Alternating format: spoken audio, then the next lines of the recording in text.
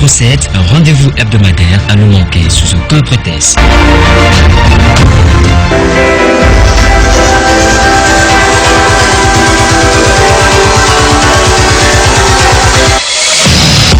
Auditrices et auditeurs de Radio Victoire FM, bonjour. Je suis heureux de vous retrouver une fois encore pour notre rendez-vous hebdomadaire. Ce matin, je reçois pour vous le président de l'Alliance nationale pour le changement, ANC, le maire de la commune de Golfe 4, l'ancien chef de file de l'opposition, ancien député à l'Assemblée nationale, Jean-Pierre Fabre. Monsieur le Président, bonjour. Bonjour. Alors, comment se relève-t-on d'une défaite comme celle que vous avez eue à la présidentielle de 2020 ? D'abord, je voudrais vous remercier de m'inviter à cette émission. Il y a très longtemps, vous m'aviez invité à une émission sur les plateaux de la télévision, cette émission qui s'appelait Le plateau de la semaine. Ouais. Vous voyez que je vous suis. Je vous ai retrouvé également à l'Assemblée nationale. Vous étiez attaché de presse du président, le directeur de la communication du président de l'Assemblée nationale. Donc, merci pour cette invitation. Ça va me permettre de clarifier certaines questions à vos auditeurs. Alors, vous me posez la question, comment se relève-t-on d'une défaite? D'abord, d'une manière générale, quand vous allez à une élection, vous gagnez ou vous échouez. Ça, c'est lorsque les conditions sont libres, transparentes, équitables et démocratiques. Mais d'abord, nous savons tous que les conditions ici ne sont pas libres, équitables, transparentes et démocratiques. Nous avons tout mis en œuvre pour qu'elles le soient, mais nous n'avons pas eu gain de cause. Et vous savez ce que nous avons fait avant le scrutin et après le scrutin. Avant le scrutin, moi, j'ai saisi la Cour constitutionnelle au sujet des conditions, au sujet de certaines dispositions de la loi. J'ai été débouté. Ensuite, mais je savais qu'il y aurait les arguments invoqués dans la décision de la Cour constitutionnelle ne tiendront plus. Je le savais même avant d'aller à la Cour constitutionnelle. Oui, Monsieur le Président, ma question... Mais attendez, je n'ai pas oublié votre question. Donc, j'ai déposé ces requêtes à la Cour constitutionnelle avant. Après, lorsque les résultats ont été proclamés, nous avons sorti, même avant, mon parti, il y a eu 4 communiqués où nous avons démontré que les élections étaient frauduleuses. De manière rationnelle, scientifique. C'est pas du blablabla. Mais vous n'avez pas été suivi par la Cour constitutionnelle? Non, pas du tout. Donc, alors vous posez la question, avec beaucoup de sérénité. Moi, je suis un coureur de marathon. Et je sais que la lutte, avoir un parti politique en Afrique, dans les dictatures, c'est difficile. Au Togo, c'est un sacerdoce. Donc, je n'oublie pas tout ça. Et je sais que ceux avec qui je suis ont la même vision du combat politique que moi. Et les militants, ils savent de quoi nous parlons. Vous savez, un parti politique, ce n'est pas être en Afrique, et au Togo, et même ailleurs. C'est très difficile à faire fonctionner. Et nous nous appliquons tous les jours, nous nous employons tous les jours à faire de notre parti un réel parti politique. Pas un parti qui de temps en temps va s'exprimer, va fanfaronner sur les radios et puis ne fait aucun travail d'implantation. Non. Oui, avec votre travail, le travail d'implantation dont vous parlez justement. À la présidentielle de 2015, vous tutoyez presque les 40%. Et cette fois-ci, vous avez eu moins de 5%. C'est ça, c'est ce que... Non, ça c'est les résultats. Mais les résultats, je viens de vous dire que les résultats sont frauduleux. Vous n'avez pas pu le prouver, c'est ça le problème, c'est que vous ne pouvez pas. Mais nous l'avons prouvé, c'est ça que je vous dis. Nous l'avons prouvé de manière scientifique. Ça c'est vous qui le dites. Ah oui, non. La Cour constitutionnelle ne vous a pas suivi. Non, la Cour constitutionnelle, écoutez, vous savez, ça c'est le fonctionnement des institutions. Quand nous saisissons la Cour quand nous saisissons la Cour constitutionnelle au Togo, c'est pour nous donner les moyens de saisir la Cour de justice de la CEDEAO. Et nous avons déposé 2 requêtes à la Cour de justice de la CEDEAO. Ben, l'instruction ou le travail à la Cour de justice suit son cours. Et donc nous ne disons rien, nous sommes là. 2 requêtes. L'une avant le scrutin, c'est-à-dire le 3 février 2020. L'autre le 7 février 2020. Ça fait un peu plus d'1 an maintenant. Donc, vous me parlez de la Cour constitutionnelle. J'ai saisi la Cour de justice de la CEDEAO. Et on verra bien. Bien. Vous étiez le chef de file de l'opposition parce que vous aviez votre parti le plus grand nombre de députés à l'Assemblée nationale. Aujourd'hui, vous n'êtes plus représenté du tout à l'Assemblée nationale. Alors, comment votre parti vit-il les conséquences du boycott des législatives de 2018 ? C'est une question, si on veut l'aborder, on va dire beaucoup de choses. Beaucoup de façon choses. succincte, c'est déjà ramassé. Mais c'est assez difficile sur le plan matériel, puisque nous ne sommes plus à l'Assemblée nationale et notre parti vivait exclusivement des cotisations des députés. Vous avez des indemnités. Sur les indemnités, vous payez plus de 100 000, si vous voulez. Le minimum, c'est 100 000. Et ça donnait des moyens de fonctionnement au parti. Et donc, aujourd'hui, évidemment, nous n'avons plus ces moyens. Rien. Et c'est difficile pour faire fonctionner un parti. Maintenant, comment nous vivons ça? Nous travaillons, nous continuons de travailler. De chercher des moyens, assez difficilement. Mais le plus dur, c'est pas, n'est-ce pas, vous ne pouvez peser plus véritablement sur le cours des événements, c'est que sur les décisions qui se prennent. C'est tout se fait sans vous finalement. Ou presque. Et quand on y était, on pesait sur les événements? Peut-être c'est à vous de nous le... Non, on ne pesait sur rien du tout. La preuve, on a écrit plusieurs lettres pour faire valoir des dispositions de la loi portant statut de l'opposition. On n'a jamais eu de réponse. Pour demander telle information, on n'a jamais eu de réponse. Donc, évidemment, nous n'avons plus les moyens matériels de fonctionner comme un parti politique, mais nous fonctionnons. Nous venons de terminer une visite. On envoyait des missions dans les préfectures de la région maritime. Et nous continuons de travailler. Nous ne sommes pas là pour, comme je viens de vous le dire, exister sur les radios et faire parler et dire que nous avons fait ceci, nous avons fait ceci. Vous êtes un parti politique, vous devez le faire. Il n'est pas nécessaire de dire j'ai fait ça, j'ai fait ça, j'ai fait ça, ou je fais ça. Vous êtes un parti politique. Vous voulez être considéré comme sérieux. Vous savez, hein, il y a plusieurs choses qu'on dit dans l'opinion, dans les partis politiques, qui me font penser que peu de gens savent ce que c'est ce que c'est que faire fonctionner un parti politique. Peu de gens. Quand les gens parlent, par exemple, la notion de la candidature unique à la togolaise. Je précise à la togolaise, parce que la togolaise, ça veut dire on se débrouille pour ne pas réunir les critères objectifs pour désigner le mieux placé. D'accord? D'accord? Donc, les critères de la candidature unique à la togolaise,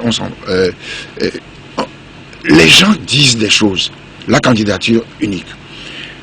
Je prends un exemple. J'ai une préfecture que j'ai divisée en 4 ou 5 fédérations. J'ai 5 ou 5 présidents, 4 ou 5 bureaux de fédération. Tous ces gens qui travaillent quotidiennement, qui représentent le parti, ils se disent bien qu'à un moment donné, lorsque les élections vont arriver, ils seront désignés comme les représentants du parti à ces élections. Mais lorsque vous êtes dans quelque chose qui vous contraint à une alliance, hein, vos militants, vos responsables, ils peuvent ne pas se retrouver. Ça nous est arrivé à plusieurs reprises. Est-ce la raison pour laquelle vous avez décidé de ne plus boycotter les élections? Pas du tout, pas du tout. Il y a plusieurs raisons, mais je dis la difficulté, les gens qui parlent, ça veut dire ils encouragent les partis politiques qui existent sur les radios et qui, le moment venu, veulent que leurs représentants soient les candidats uniques de l'opposition.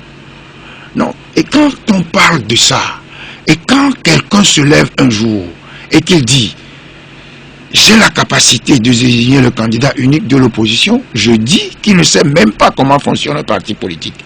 Parce que s'il le savait, il ne penserait pas un seul instant qu'il a la capacité de désigner le candidat unique de l'opposition. Nous allons peut-être revenir sur cet aspect-là tout à l'heure. Alors, je disais, vous avez décidé de ne plus boycotter les élections. Et ce que certains interprètent comme une volonté d'accompagner le pouvoir, je voudrais vous demander, êtes-vous vraiment prêt à participer à toutes les élections, quelles que soient les conditions dans lesquelles elles sont organisées? Si je veux vous répondre, je veux être fidèle aux résolutions du Conseil national du 10 octobre dernier, je vous dirais oui. Mais nous ne sommes pas des idiots. Ceux qui veulent interpréter les choses à notre place n'ont qu'à suivre notre parcours et ne pas parler à notre place. Il y a beaucoup de gens qui parlent. Hein? Ils évitent d'être dans les partis politiques pour donner des leçons. Vous comprenez? Je vous dis, c'est très difficile de faire fonctionner un parti politique. Il faut me croire. Parce que j'ai été dans 2 partis politiques. J'ai été président d'un groupe parlementaire de 27 députés, lorsque le parti est allé à l'élection seul. Ensuite,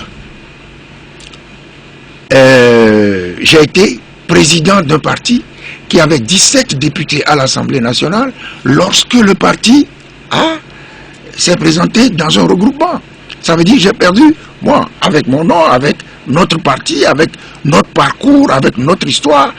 Je ne veux pas parler de là où on vient, mais notre histoire. Nous avons perdu 10 députés. Mais lorsque nous étions dans un autre regroupement encore plus fort, à notre sens, nous avons eu 0 député parce que nous ne sommes même pas allés aux élections. Et voilà les raisons pour lesquelles nos militants nous disent vous êtes partis 27, 17, 0 aujourd'hui. Mais nous avions 0 aussi avant d'avoir 27. C'est nous qui avions 0 avant. Donc vous acceptez quelles que soient les conditions ou... Non, c'est pas... Il faut lutter pour avoir les conditions. Il faut se battre pour avoir les conditions. Il faut se battre pour avoir les conditions. Et vous savez, pourquoi on ne pose pas au Togo des questions positives, des questions... On dit, vous avez dit, allez, donc vous irez, quelles que soient les conditions. Nous allons nous battre pour avoir de bonnes conditions pour aller aux élections. Pourquoi? Parce que si vous n'y allez pas, les élections ont lieu, ça ce n'est rien, mais le régime a des accompagnateurs pour y aller. Et ils sont présentés comme... Le régime fabrique une opposition. Vous voyez la structuration de la CENI par exemple. On dit opposition ceci, opposition extra-parlementaire. Celui-ci représente ceci. Le régime a son quota, et maintenant à un nombre dans vos quotas. Parce qu'il vous fabrique des sociétés civiles, il vous fabrique... Mais on dit que l'opposition aussi fabrique la société civile. La société civile. L'opposition, ça c'est... L'opposition a les moyens de fabriquer la société civile. Non. Il faut avoir des moyens pour faire ça. Et l'opposition n'a pas de moyens. L'ANC participe aux discussions en cours avec le gouvernement sur l'organisation des prochaines régionales. Alors, une certaine opinion se fondant sur les précédents dialogues infructueux, et disent-ils, avec le pouvoir, affirme que rien de sérieux ne sortira de la présidence. Rien de sérieux. Une opposition? Non, c'est-à-dire, je dis, une certaine opinion se fondant sur les précédents dialogues infructueux, disent-ils. Oui. Alors, avec le pouvoir, affirme que rien de sérieux ne pourra sortir de ces échanges-là. Alors, êtes-vous optimiste que cette fois-ci, les conclusions qui seront issues de ces échanges-là seront mises en application? Je connais mon pays et je ne suis pas optimiste ou je ne suis pas pessimiste. Je participe à des discussions. J'ai participé à pratiquement la majorité des discussions. Le régime a lui-même ses positions et puis il a des gens parmi vous qui soutiennent ses positions. Donc, nous allons à ces discussions. Et nous sommes libres. Nous avons eu plusieurs documents que nous avons rendus publics pour améliorer le cadre électoral. À cette discussion sera discuté l'assainissement du cadre électoral. Nous avons notre idée pour avoir un fichier électoral sérieux, fiable, pour avoir une CENI représentative, paritaire à notre sens, etc., etc. Pourquoi nous priverons-nous de la possibilité d'aller exposer pour une fois que... Il vous était arrivé dans le passé de le faire. Excusez-moi, mais je sais mieux que vous comment, dans quelles conditions nous avons participé à ces discussions. Je ne dis pas que nous allons trouver donner la lumière, mais nous avons au moins aujourd'hui l'avantage de nous retrouver tout seuls, libres de tout engagement au sein d'un groupe, parce que vous savez, au sein d'un groupe, vous faites la synthèse de vos positions et vous choisissez vos positions. On peut laisser de côté certaines de vos idées que vous trouvez bonnes. Pensez-vous que seule l'ANC peut faire véritablement face à unir aujourd'hui? Non, non pas seul. Mais au moins, nous dirons notre position. Après en avoir discuté librement avec les collègues qui sont d'une opposition sérieuse et responsable. Oui, qui décide qu'une position est sérieuse et responsable? C'est nous. Ah. C'est moi qui décide, c'est nous, l'ANC qui décidons si une opposition est sérieuse et responsable. Mais je crois que, est-ce qu'on peut nous dénier ce droit? C'est non. Si nous avons des gens qui disent qu'ils sont de l'opposition, supposons par exemple, c'est arrivé, il y a une opposition et opposition. Il y a des gens qui font la navette entre le pouvoir et l'opposition, au gré de leur intérêt, qui après avoir vécu des délices de la dictature, trouvent qu'il est mieux d'être opposant. Et vous voulez que moi, je les considère comme opposition sérieuse et responsable, après tous les sacrifices que nous avons consentis pour être là? Accepteriez-vous que les autres partis de l'opposition, alors vous qualifiez l'ANC d'une opposition pas sérieuse et irresponsable, ça vous... Moi, c'est pas une affaire de... C'est à l'opinion de savoir qui est sérieux et c'est pas à moi. L'opposition au Togo sait qui est sérieux et responsable. Bon, on peut dire depuis 3 ans, 4 ans, il y a ceux qui font la politique sur les réseaux sociaux et qui disent n'importe quoi. Bon, je suppose que l'opinion sait ce que c'est. Mais oui. Ceux qui critiquent votre présence à la nouvelle concertation entre les acteurs politiques ne se trouvent pas que dans les rangs de vos anciens compagnons. Et il y en a au sein même de votre parti qui ont contesté cette ligne-là. Est-ce que vous les comprenez? Et comprenez-vous ces militants? Et quelle est votre réponse à leurs préoccupations? Que nous allions discuter. Enfin, ceux qui ont envoyé une lettre... Mais je crois qu'on ne suit pas l'avis de l'ANC. J'ai ici une documentation pour vous. Je ne savais pas que vous allez venir à cette... Mais je vais vous montrer, j'ai adressé le 13 janvier 2016. Le 13 janvier 2016, au chef de l'État, une lettre dans laquelle je demandais des discussions pour l'assainissement du cadre électoral. Le 13 janvier 2016. Comme j'ai de la suite dans les idées, le 13 janvier 2017, j'ai adressé une lettre au chef de l'État pour demander l'ouverture de discussions avec l'opposition pour l'assainissement du cadre électoral. Et il vous a répondu? Non. 2017. Ensuite, et toutes ces lettres sont rendues publiques sur le site de l'ANC. On peut aller les consulter, les voir aujourd'hui. Et ces gens dont vous parlez, ils n'ont pas contesté ça à l'époque. Nous avons eu en 2018 des discussions sous l'égide de la CEDEAO. L'irresponsabilité de la CEDEAO a conduit à l'échec de ces discussions. Si le pouvoir aujourd'hui considère qu'il est nécessaire de discuter sur le cadre électoral, moi qui ai demandé depuis plusieurs années des discussions, je vais refuser. Lorsque en 2018, il y a eu des discussions avec sous l'égide de la CEDEAO. Les gens ont refusé, ont trouvé qu'il n'en sortirait rien. Pourtant, on a eu des échecs. Moi, je considère que quand on a l'occasion d'aller discuter, il faut discuter. Mais être soi-même, dire ce qu'on veut dire. Si on ne vous écoute pas, vous êtes minoritaire, vous le ferez savoir. C'est aussi simple que ça. Personne ne va nous contraindre à faire autre chose que ce que nous pensons bon pour nous-mêmes. Alors, le pays. Ces contestations affirment que seule la pression populaire peut conduire à l'alternance. Enfin, ça, c'est ce que vous défendiez aussi. Vous savez, si je veux vous répondre... Est-ce que vous avez renoncé à la pression populaire? Pas du tout, mais j'ai marché 4 ans et demi. C'est l'approche de la présidentielle de 2015 qui nous a fait cesser les manifestations pour aller préparer la présidentielle de 2015. De 2010 à 2015, nous avons marché tous les samedis. Et personne d'autre que moi n'a défendu ou ne défend. Je ne sais pas, j'ai des nouveaux opposants qui racontent des choses sur les réseaux sociaux, libre à eux. Mais on ne transformera pas l'ANC en autre chose que ce qu'elle est. Si le contexte a changé, l'ANC n'a pas changé. Si le contexte a changé et que les insultes, la haine, le mensonge prennent le pas sur la mobilisation populaire, je n'ai jamais démobilisé les populations. Ceux qui l'ont fait, ils sont connus. Ceux qui ont empêché les manifestations en 2017,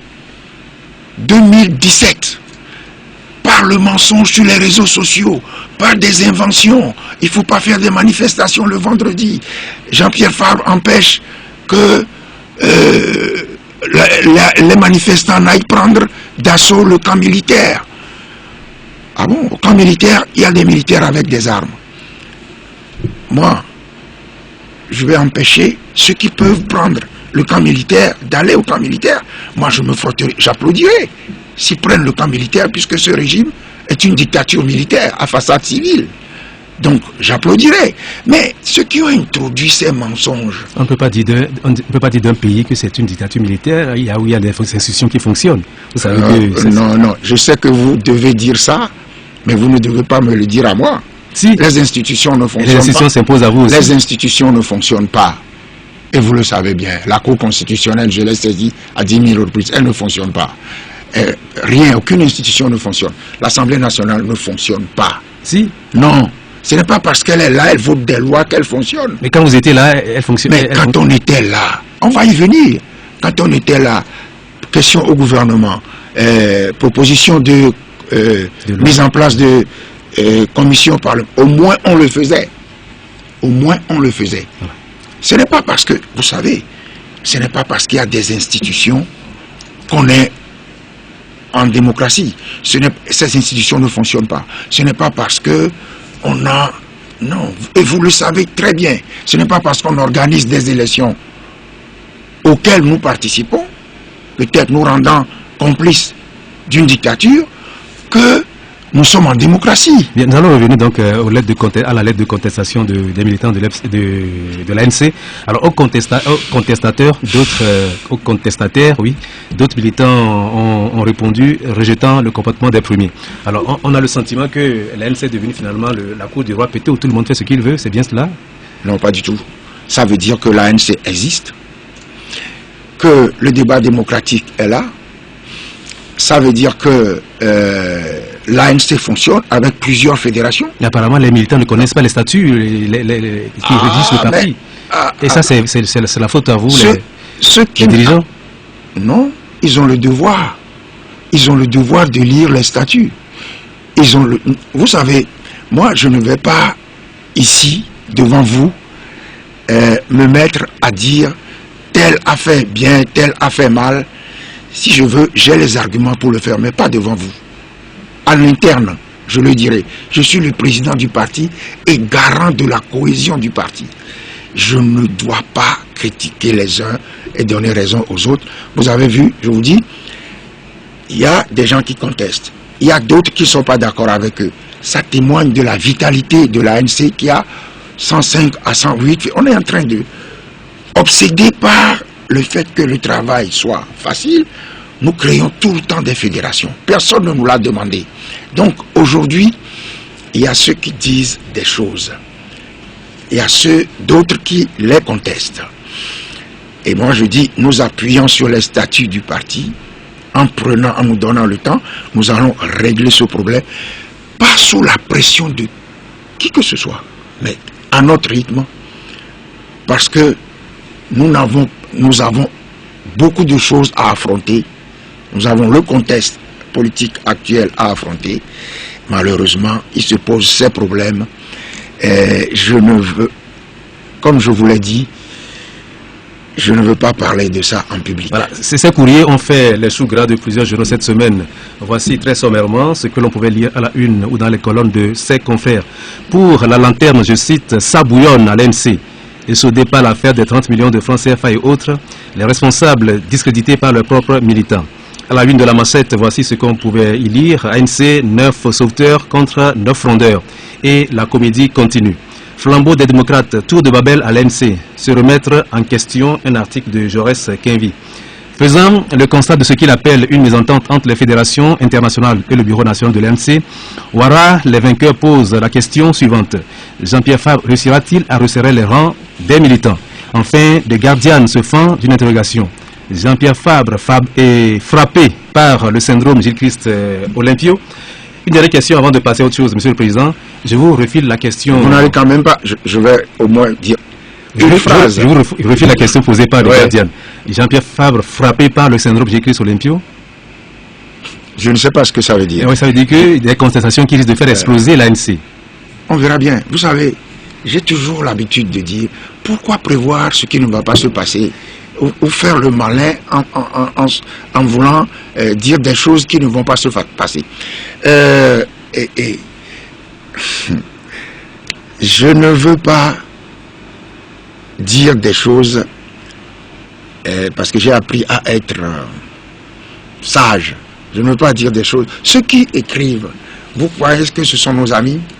Non, ce ne sont pas nos amis. Ce sont des gens qui ont laissé des situations se créer alors qu'ils auraient pu donner des avis objectifs.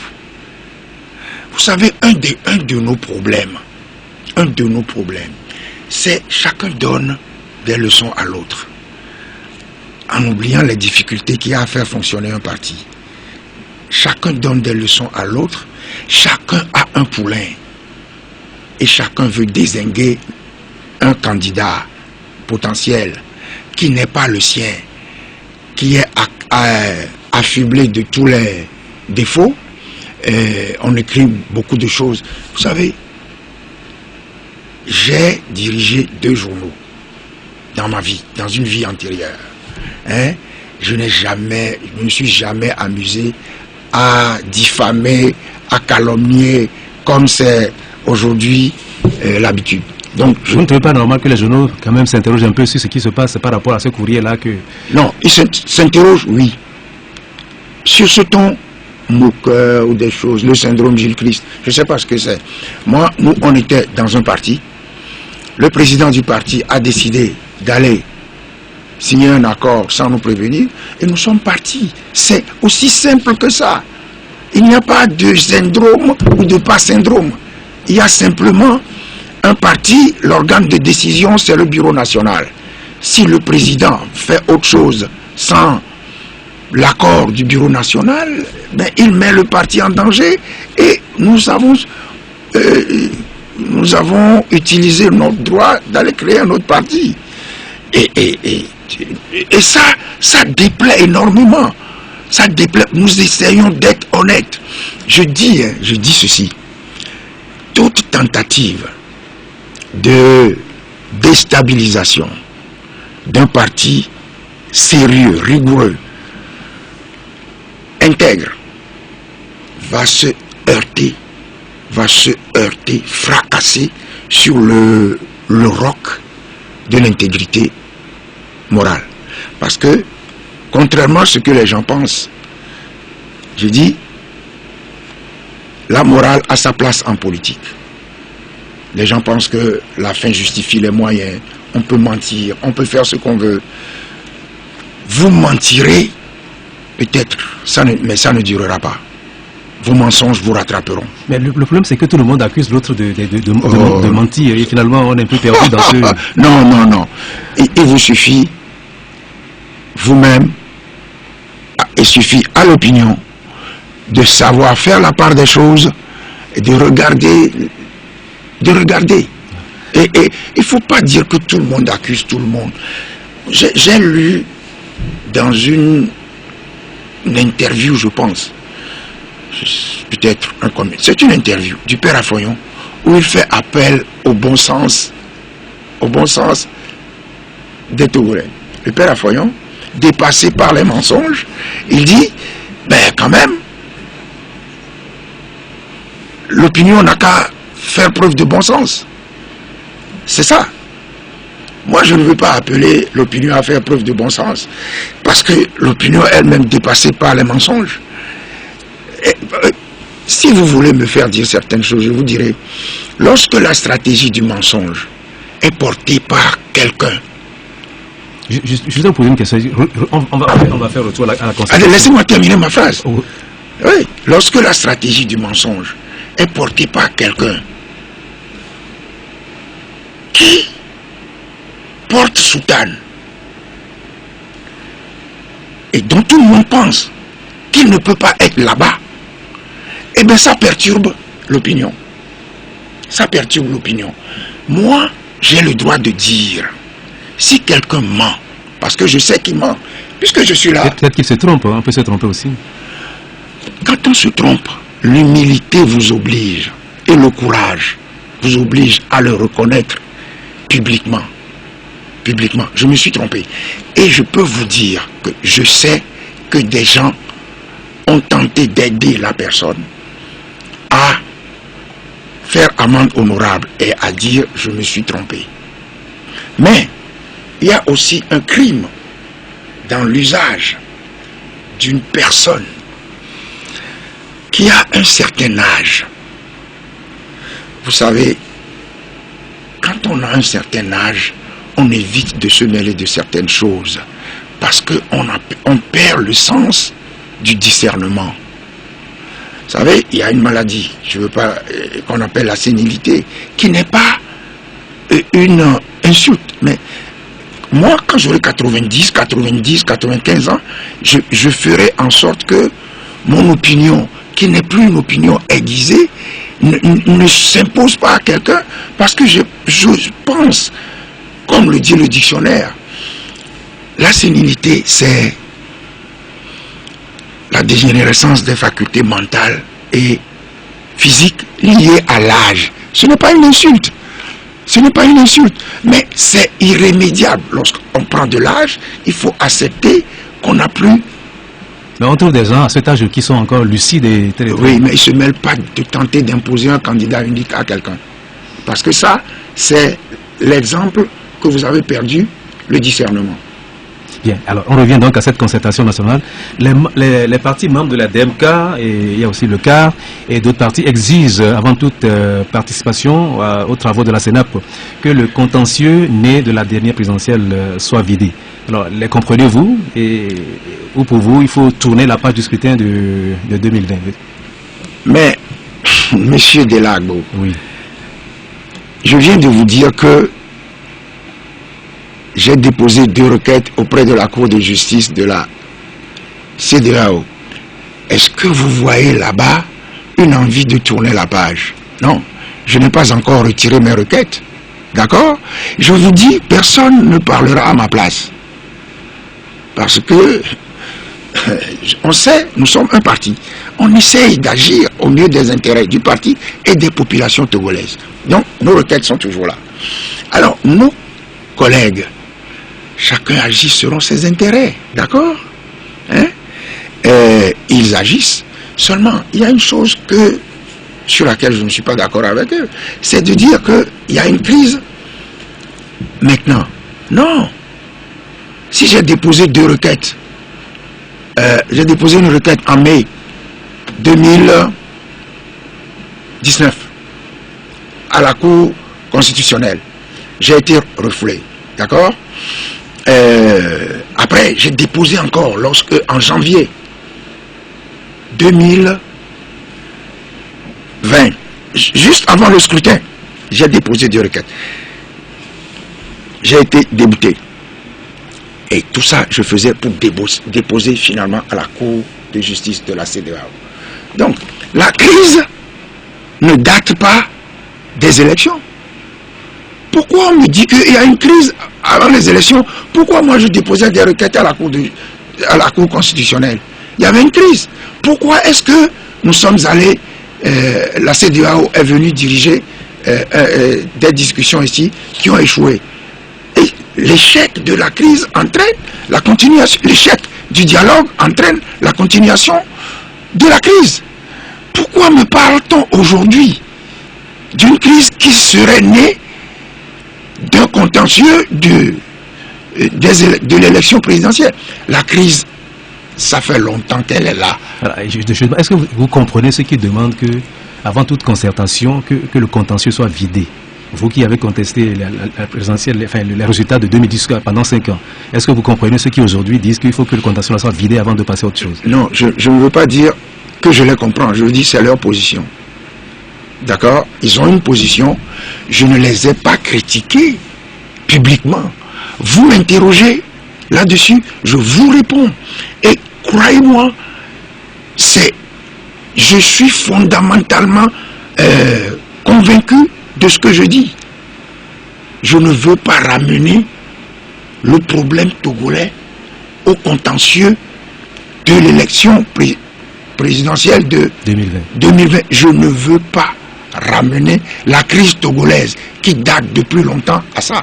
Je ne veux pas faire le jeu de certains. Bien, alors, des Togolais vous reprochent de ne pas faire preuve de solidarité avec le candidat de la DMK, Aguame Kodjo, aujourd'hui en exil. Alors, qu'êtes-vous prêt à faire à l'ANC pour son retour au pays? Je sais que le bon sens n'est plus la chose la mieux partagée au Togo, mais me reproche à moi de ne pas faire preuve de solidarité. Mais, excusez-moi, le Judas, le corrompu, qui va suivre un Judas, un corrompu? Que vaut la parole de Judas, du traître, qui finira pendu comme son homologue? C'est écrit, son homologue, c'est écrit et lu par Monseigneur Kodjo. Alors, je ne sais pas, les gens ne savent pas de quoi ils parlent. Donc vous n'êtes pas prêt à faire quoi que ce soit? Je suis prêt que chacun reconnaisse ses erreurs. Que Monseigneur Kodjo, qui a détruit la lutte togolaise, a détruit des décennies de lutte, qui a ruiné les sacrifices consentis par... Vous pensez que son engagement n'était pas sincère? Il peut se tromper, mais son engagement, est-ce qu'il... Non, mais écoutez, on est en train de parler du résultat de son action. On n'est pas en train de parler de la sincérité de son action. Je viens de vous dire que, à son âge, on peut se tromper facilement, mais que la sagesse voudrait qu'on ne se mêle pas des choses. Parce que ce que je sais, tu es en train de lire l'attitude de la conférence des évêques du Togo. L'attitude de la conférence des évêques, ça signifie simplement, Monseigneur Kodjo n'a rien à faire là-bas. Là où il est allé s'enferrer, il n'a rien à faire là-bas. Et la conférence des évêques a publié des choses, a parlé de mensonges. La conférence des évêques, et plus dans aucune de ces déclarations d'il y a plus des années, ne parlait pas de mensonges. Mais laissez-moi terminer avec ceci. Lorsqu'on s'est amusé, on a laissé un archevêque émérite. Mais on oublie de dire qu'il est à la retraite. Il est à la retraite. Il n'est pas actif. On a laissé dénigrer Sylvanus Olympio. On l'a laissé dénigrer Sylvanus Olympio. Sylvanus Olympio, il a offert, c'est un martyr du Togo. Il a offert sa vie pour l'indépendance. Sa mort est liée à beaucoup de choses. Lorsqu'on a laissé Monseigneur Podjoro le dénigrer publiquement sur les radios, lorsqu'on a laissé Monseigneur Podjoro après s'amuser avec Nicolas Grunitzky aussi dénigrer, ensuite on a laissé Monseigneur Podjoro dénigrer Jean-Pierre Fabre, qui sait que tout ce qu'il raconte est faux. Moi je le sais. Ça me fait pitié de constater que quelqu'un ne dit pas la vérité. Vous voyez? Laissez-moi finir. Maintenant, il a fait ça. Olympio, Nicolas Grunitzky, Jean-Pierre Fabre. Et puis après, Nicodème Bariga, il lui demande: mon fils, il faut dire la vérité. Ça veut dire, il vaut mieux dis ce que tu ne sais pas. C'est ce qu'il lui dit. On s'étonne et on vient nous dire, nous ne sommes pas solidaires. Alors vous ne savez pas ce qu'il y a entre les deux, entre Monseigneur Podjoro et Monseigneur Bariga? Non, il ne s'agit pas. Moi, je suis un homme politique. Je n'ai pas besoin de savoir. Je lis. Est-ce que vous êtes aujourd'hui prêt à pardonner à Monseigneur Podjoro? Mais je n'ai pas de grief, je ne pardonne pas. Je ne suis pas Dieu. Je n'ai pas à pardonner. Je n'ai pas de grief. Je dis simplement, celui qui a commis une faute, il reconnaît sa faute. Lorsque Monseigneur Podjoro, il peut personnellement soutenir celui qu'il veut, et je suis heureux qu'il ne me soutienne pas, parce qu'il a dit que je ne suis pas le candidat des Français. Et je suis très heureux de ça. Et ça c'est une vérité, ce qu'il a dit. C'est une vérité, il a dit à la personne. Il dit quand même des choses qui sont vraies. Il a dit, ah, je ne sais pas. Il a dit, écris. Écris. Dis-lui, écris. Et va lui dire. Et la personne a couru dès qu'il a quitté Monseigneur. Il est venu me le dire. Monseigneur Podjoro me charge de te dire. Et j'ai été l'homme le plus heureux du monde. Parce que je ne veux être que le candidat des Togolais. Bien. Maintenant, attendez. Oui. Est-ce que je pardonne? Je ne vais pas pardonner. Et, il y a une chose. Ce que Monseigneur Podjoro a fait est grave. Parce qu'il a été utilisé avec son accord. Il a été manipulé. Malheureusement, avec son accord, puisqu'ils ne l'ont pas attaché, ils n'ont pas mis le pistolet, lui ont pas mis... Est-ce que vous avez les preuves de ça, de la manipulation? Pourquoi vous dites qu'il est manipulé? Il peut lui-même sortir ce qu'il dit. Monseigneur Podjoro, hein? Écoutez, Monseigneur Podjoro est un archevêque, ne veut pas faire preuve de vulgarité. Quand il parle de Jack Bata et toutes ces choses, vous pensez que c'est lui qui dit ça? Hein? Vous pensez, Monseigneur Podjoro, en tant que prêtre, ne peut pas dire tu finiras pendu comme ton homonyme Judas. Est-ce que lui, un responsable religieux, il peut le dire? Moi, je peux le dire, mais je ne peux pas le dire en tant que chrétien. Mais je n'ai pas de charge comme Monseigneur. Je ne représente pas une communauté religieuse. Mais lui, il l'a dit. Il ne peut pas le dire. Bien, on va avancer. Lors des municipales de... Non, attendez. Oui. Vous dites que faire preuve de solidarité. Oui, j'ai répondu que quand quelqu'un, il vous dénigre parce que c'est lui qui organise ça. Il vous dénigre. Puis après, il vient vous dire soutenez-moi. Mais il aurait dû penser qu'il a blessé les gens et que la première chose, c'est de reconnaître ses erreurs. Je lui ai dit, monsieur, vous n'êtes pas candidat unique de l'opposition. Là, vous parlez de monsieur Abouyeme Kodjo. Oui, je lui ai dit, vous n'êtes pas, cessez de dire que vous êtes le... Avant le scrutin, quand il m'a quitté, est-ce que j'ai dit en présence de Podar, Gamessou, vous ne pouvez pas dire que vous êtes candidat unique de l'opposition. Parce que candidat de l'opposition même, c'est problème. Mais unique, c'est très grave. Ça veut dire que nous, on n'est pas de l'opposition. D'accord? Quand il m'a quitté, il a pris un communiqué dans lequel qu'il a signé, candidat unique U avec majuscule. Ce n'était plus minuscule, candidat unique de l'opposition. Et après, il dit que moi, qui suis un traître, un corrompu, qui a pris 30 millions, toutes ces choses sont organisées. Vous savez, les gens croient qu'ils sont malins. UNIR organise des choses. Et les gens qui pensent que l'opposition aujourd'hui, c'est dénigrer les autres. Ce n'est pas se préoccuper de UNIR. C'est dénigrer les autres. Pour les faire détester par l'opinion.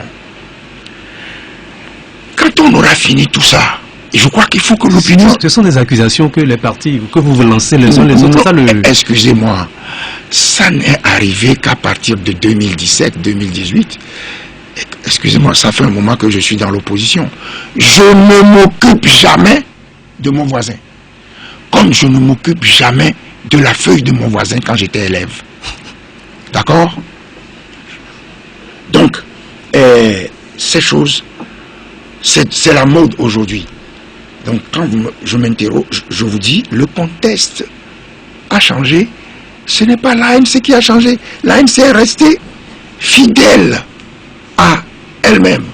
Bien, on va gérer le temps. Je disais que lors des municipales du 30 juin 2019, l'ANC a obtenu 132 sièges, si je me trompe, soit 9% des sièges, juste derrière l'Union pour la République, parti majoritaire. Alors, depuis lors, vous exercez donc la fonction, vous êtes maire de la commune de Golf 4.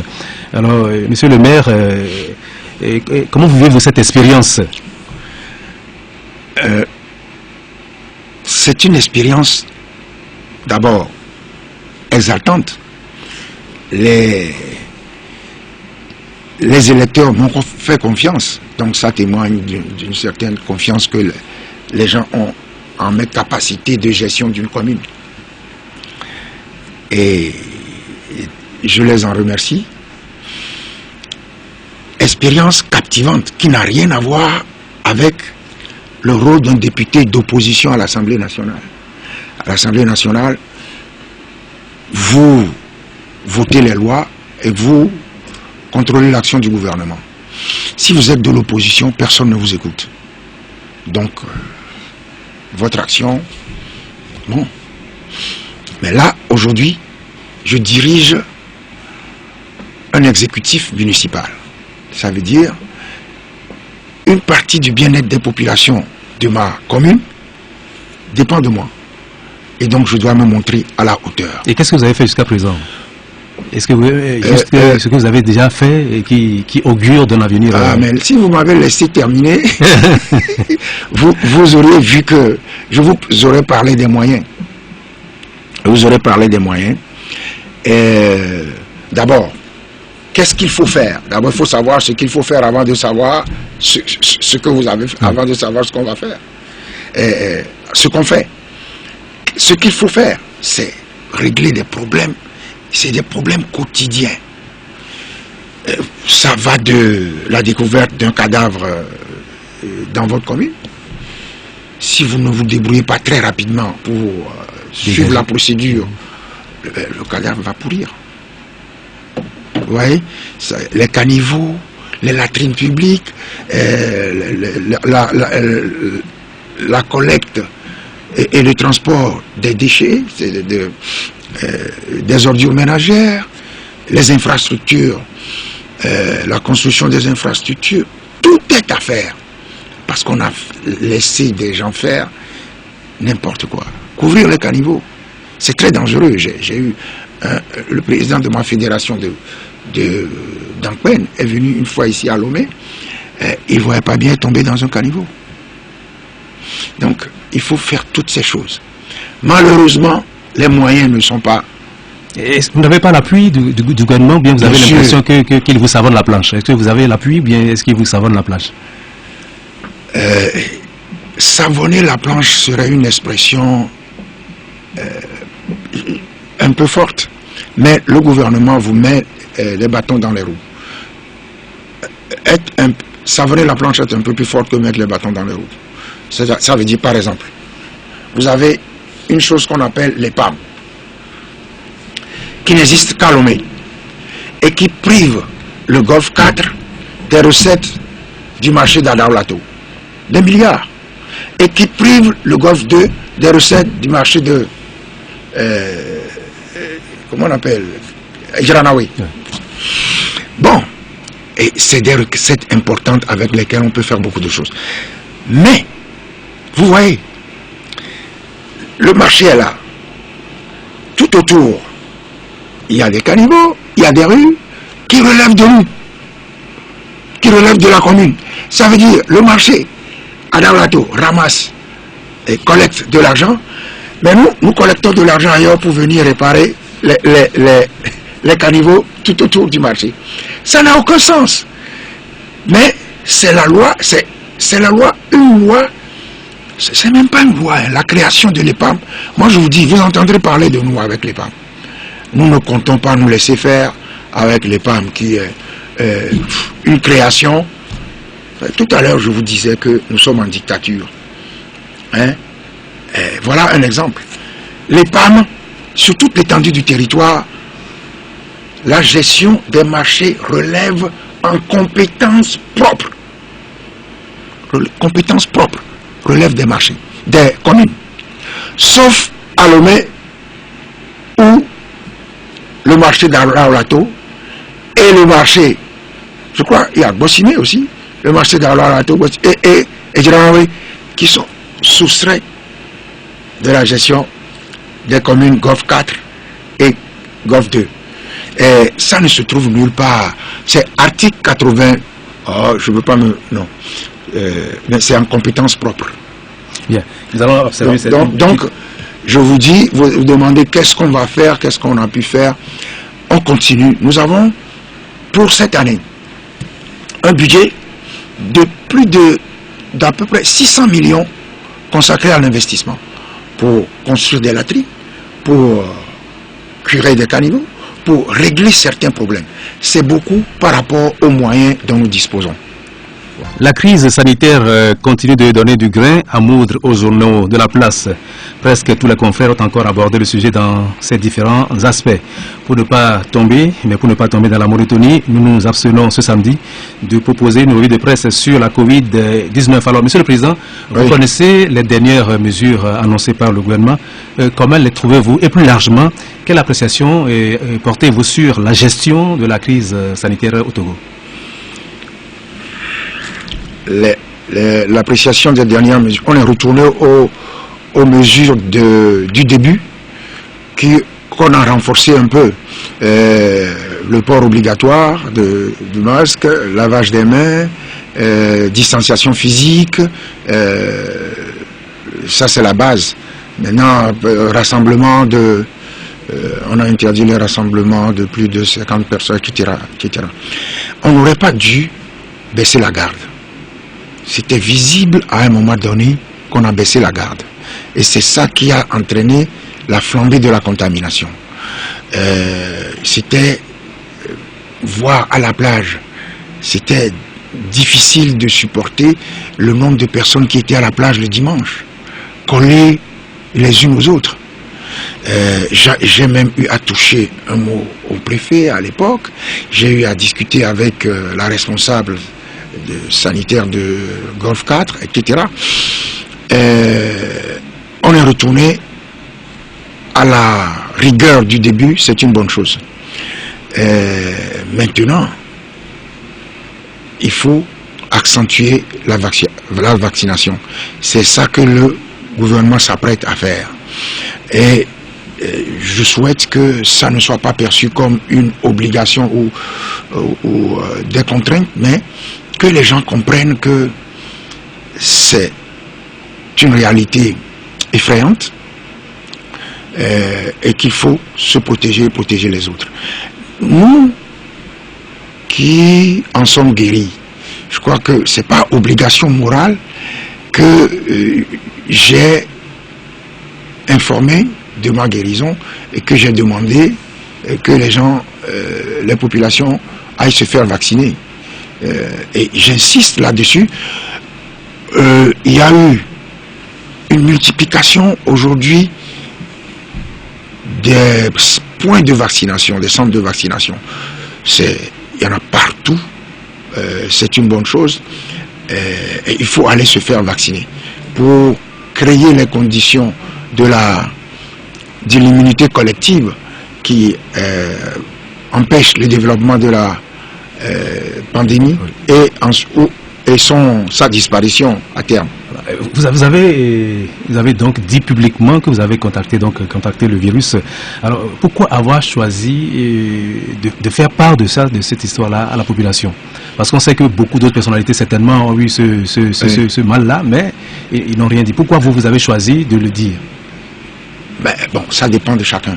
Mais moi, j'ai pensé que c'était un devoir pour moi d'informer la population parce que beaucoup pensent que ça n'existe pas.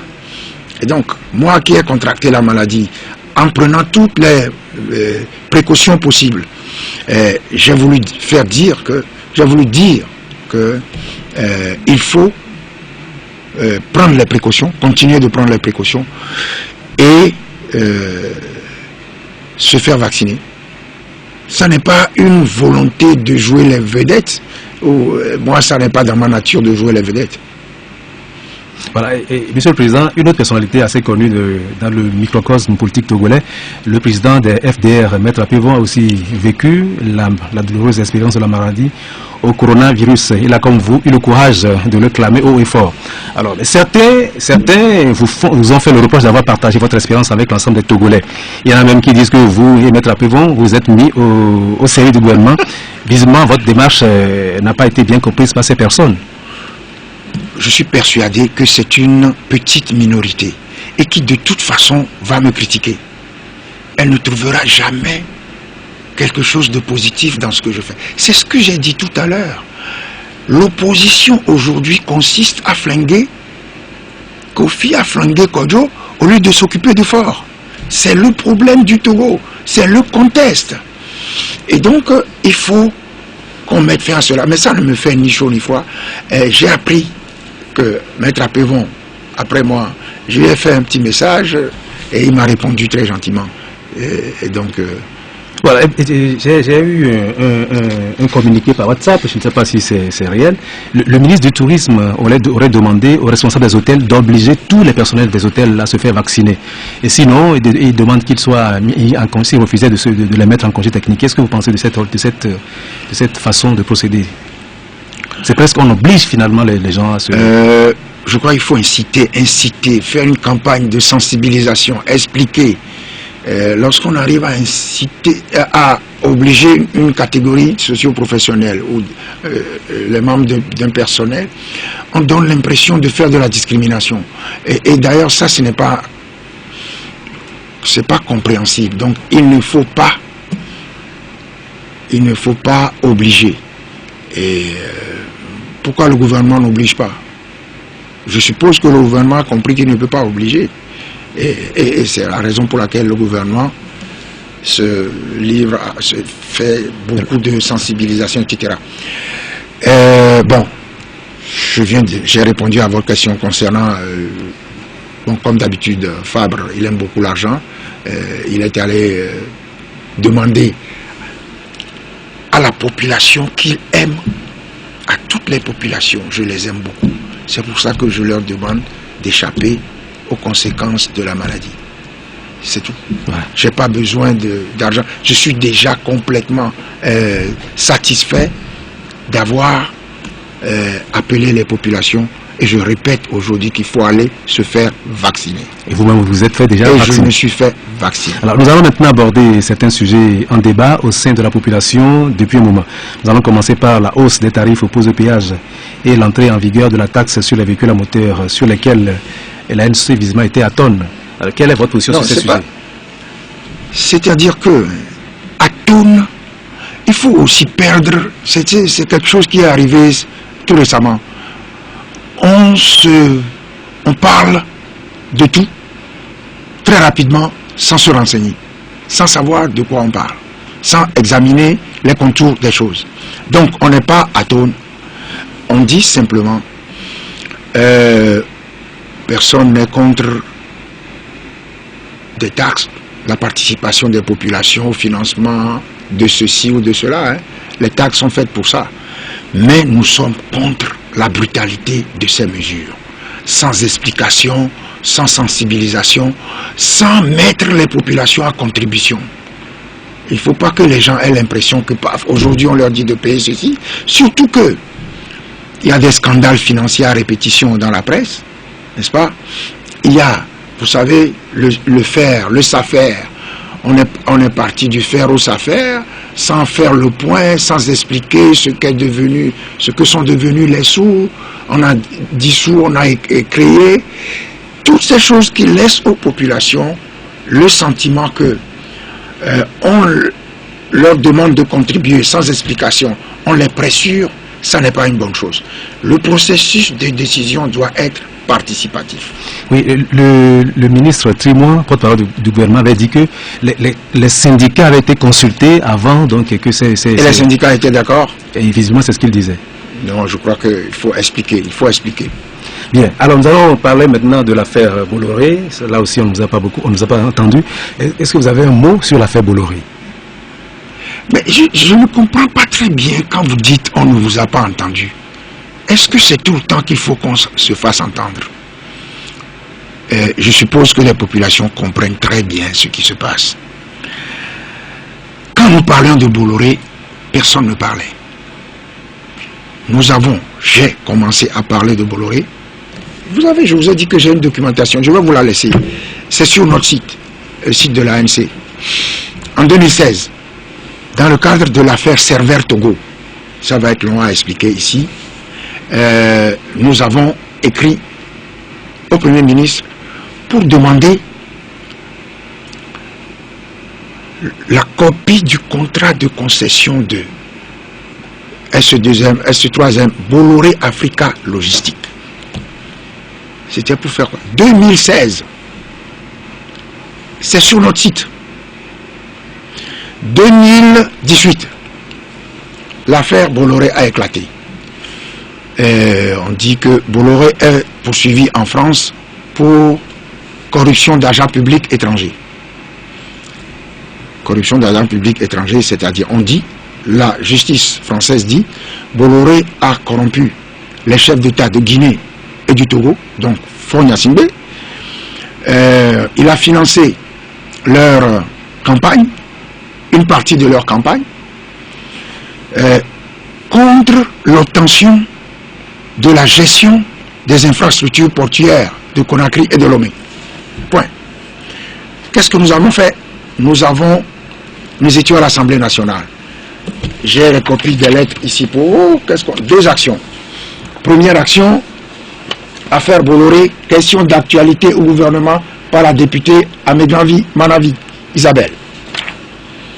Affaire Bolloré, proposition de résolution tendant à la création d'une commission d'enquête parlementaire déposée sur les bureaux de l'Assemblée nationale en 2018. Ceux qui nous reprochent de nous taire aujourd'hui, ils étaient où? Ceux pour qui on nous insulte aujourd'hui, ils étaient avec M. Faure Gnassingbé. Ceux au profit de qui on nous salit aujourd'hui, ils étaient avec M. Faure Gnassingbé. Alors qu'on ne nous raconte pas n'importe quoi. Donc ça, voilà ce que nous avons fait en 2018. Cette année, l'affaire rebondit.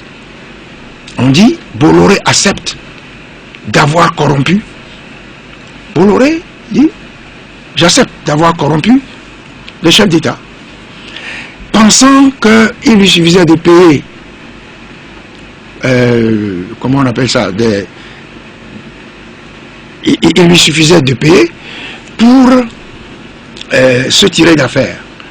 Et voilà que la juge, le parquet national financier français, pense que l'État togolais a été, si vous voulez, spolié, et qu'il faut aller en correctionnel. Et moi, j'étais malade. Mais quoique malade, j'ai pris des dispositions, discuté avec mon conseil en France, envoyer des gens le rencontrer. Vous croyez que nous faisons du spectacle? Ceux qui ont dit, nous allons faire ceci, nous allons faire ceci, vérifiez aujourd'hui s'ils ont fait quelque chose. Moi, je n'ai rien dit. Nous n'avons rien dit. Nos actions sont en cours. Et vous saurez l'opinion saura le moment venu ce que nous sommes en train de faire. C'est comme ça que nous fonctionnons. Maintenant, j'ai entendu dire que quelqu'un, je ne veux pas le qualifier, mais il travaille toujours pour ceux qui dézinguent l'opposition, ceux qui ont eu pour objectif fondamental de décapiter l'opposition à leur propre profit. Il y a quelqu'un qui dit que si Jean-Pierre Fabre, si l'ANC se tait, et voilà encore, il a pris de l'argent. Alors, nous disons, et que il nous met au défi, devant le tribunal. Bon, on ira ensemble au tribunal. N'est-ce pas? Il ira démontrer il a vu, il a tout filmé, il a tout vu, et tout. Il apportera les preuves. Mais, vous voyez, on ne va pas nous contraindre au spectacle. Il faut être efficace, il faut travailler. Et c'est ce que nous faisons. Bien. Alors, nous nous approchons de la fin de cette émission. Quelle est la position de l'ANC sur cette affaire aussi dite du Pétrole Gate, qui est aussi en train d'agiter la population? Ouais, toujours la même chose. Nous avons suivi, comme tout le monde, les développements de cette affaire dans la presse. Ensuite, nous avons suivi les péripéties judiciaires de l'affaire. Puis après, il y a dans la presse et sur les médias sociaux un rapport qui circule. Rapport présenté comme rédigé par une mission de l'inspection générale des finances en collaboration avec la direction générale du Trésor, sous la supervision d'un certain Monsieur Ibrahima. Bien, nous nous sommes procuré le rapport. Et nous constatons malheureusement que ce rapport n'est ni daté ni signé. Alors, nous ne sommes pas la presse. Ça veut dire que le rapport n'est pas fiable. Ce document n'est pas fiable. Ce rapport n'est pas exploitable en l'état par nous. D'accord? Nous sommes des responsables, victimes régulièrement de calomnies, de diffamations, etc. Nous devons faire preuve en ce qui nous concerne de prudence. Et qu'est-ce que nous avons fait face à ce constat que le rapport n'est pas signé et n'est pas daté? Nous avons simplement écrit au ministre des Finances pour demander copie de ce rapport. Si une équipe a été missionnée pour faire des investigations, si ce rapport existe, qu'on nous le donne conformément à la loi portant statut de l'opposition en son article 10. C'est ce que nous avons fait. Est-ce que... Il vous a répondu, vous avez une réponse? J'espère qu'il va nous répondre, mais pour le moment, il n'a pas répondu. Alors, de quoi veut-on nous accuser? Nous avons encore pris de l'argent pour nos terres. Mais on ne peut pas faire la politique comme ça au Togo, en accusant son voisin, ou celui dont on prétend qu'il est du même camp que soi, et en laissant le pouvoir en place tranquille. Nous n'avons jamais pris un centime quelque part. Il faut que ça soit clair. Mais nous ne sommes pas des bouffons, ni des saltimbanques pour aller nous amuser sur la place publique. Nous prenons très au sérieux notre rôle de parti politique d'opposition et nous voulons être compris. Monsieur le Président, en dehors de la crise sanitaire qui continue de mobiliser les confrères, ainsi que les questions abordées dans cette émission, les autres sujets les plus traités dans la presse cette semaine sont l'initiative 1000 jeunes filles de la présidente de l'Assemblée nationale, la dernière défaite à domicile des éperviers du Togo et la pédopornographie qui serait une réalité dans notre pays. Un commentaire sur l'un de ces sujets? Tous ces sujets sont intéressants et font preuve d'une préoccupation de ma part. Mais je prends, pour prendre deux sujets, d'abord je vais prendre le sport. On ne peut pas, après avoir je crois, contribué à la dégradation totale du sport togolais, maintenant venir se plaindre de quoi? Regardez le stade de Kégué. Ça ne ressemble pas à un stade, n'est-ce pas? Et regardez, moi quand j'étais à l'école primaire, quand nous étions au collège, il y avait des matchs interscolaires. C'est là où c'est le vivier pour les équipes nationales. Moi-même, au collège Saint-Joseph, j'ai fait beaucoup de sport. Et après, j'ai joué dans l'équipe nationale de volleyball, 16, 17, 18 ans. Dans l'équipe nationale à 16 ans. Je sais ce que c'est que de défendre les couleurs de son pays. Oui. Donc, le sport, on l'a détruit. Quand on l'a détruit, on ne va pas chercher un magicien blanc. Comment est-ce que le sport a été détruit? Mais d'abord, le fait, vous voyez, il y avait des équipes. Vous voulez me faire dire des choses, hein? On ne partira pas d'ici aujourd'hui. Il y avait des équipes qui étaient financées par le citoyen qui aime son équipe. Les gens contribuaient. On les a détruits. Parti unique. Lomé 1, Lomé 2, Lomé 3, etc. Après, ça n'a pas marché parce que on ne va pas demander à quelqu'un qui n'aime pas une équipe de soutenir cette équipe. Après, on est revenu à Asfosa, à Gaza, tananana. Même chose. Ce quartier c'est Asfosa, ce quartier c'est à Gaza. Bon, vous êtes donc d'office membre d'une équipe. Bon, après on est revenu. Lorsqu'on a tout détruit, Étoile Filante, on a déjà tout détruit. On a supprimé le sport scolaire. Et tout ça. Et on veut obtenir quoi? Ça fait tout ça, c'est des choses que moi je suis un sportif. Donc l'échec du football togolais, je ne sais pas, c'est pas l'entraîneur Claude Leroy, c'est pas seulement lui le seul responsable. Lorsque vous amenez, vous savez, qu'est-ce que Gueuler a dit en 1984 lorsque le Togo a échoué à Abidjan? Il a dit, vous me donnez des moutons et vous voulez que je les transforme en chevaux de course.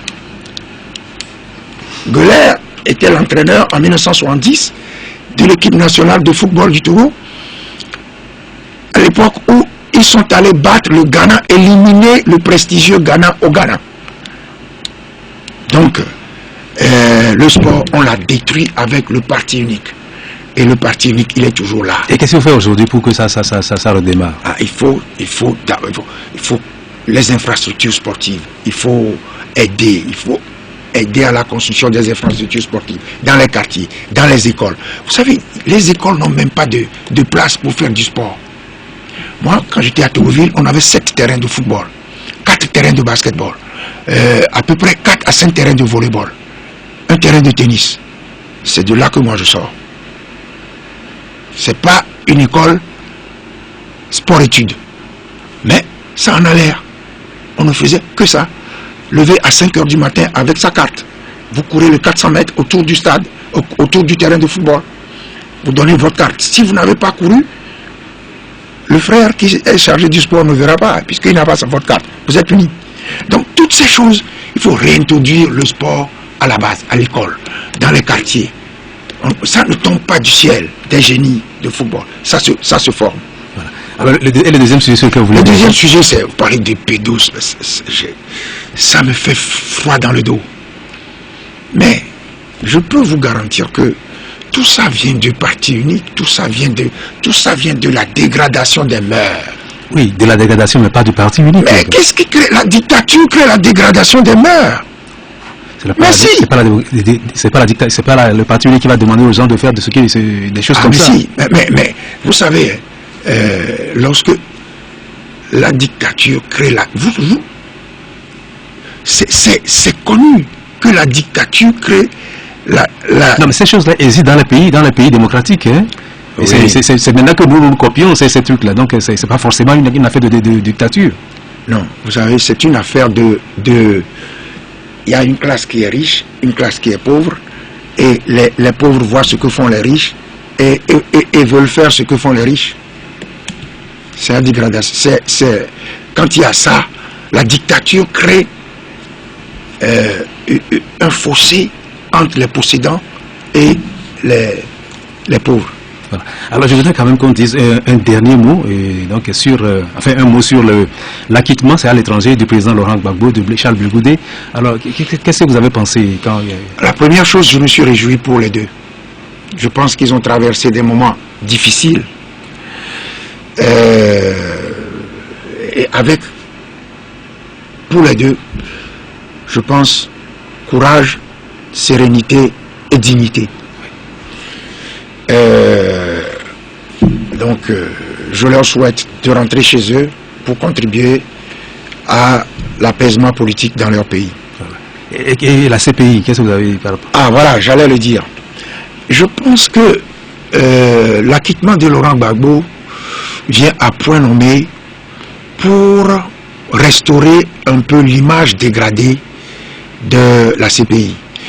Je me souviens, j'ai lu il y a quelques années un livre, il n'y a pas longtemps, de la journaliste qui sur Radio France Internationale a interrogé hier Monsieur Blé Goudé. Oui. Et elle a écrit un bouquin intitulé, elle s'appelle Stéphanie Moupas. Elle a écrit Le Joker des puissants, le roman de la CPI. Et dans laquelle elle dit que la CPI est un instrument utilisé par les puissants pour régler certains problèmes. Aujourd'hui, le caractère méticuleux de l'instruction, la confirmation du verdict en appel restaure un peu l'image de cette CPI que présentait Madame Stéphanie Moupas. Voilà, nous sommes arrivés au terme de cette émission. Mesdames, Messieurs, je recevais le président de l'Alliance nationale pour le changement, ANC, le maire de la commune de Golfe 4, l'ancien chef de file de l'opposition, ancien député à l'Assemblée nationale, Jean-Pierre Favre. Monsieur le Président, merci d'être venu donc à notre invitation, d'abord de notre invitation.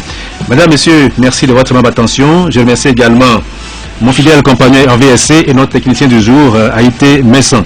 Je suis de Largo. Passez une excellente fête de Pâques à samedi prochain.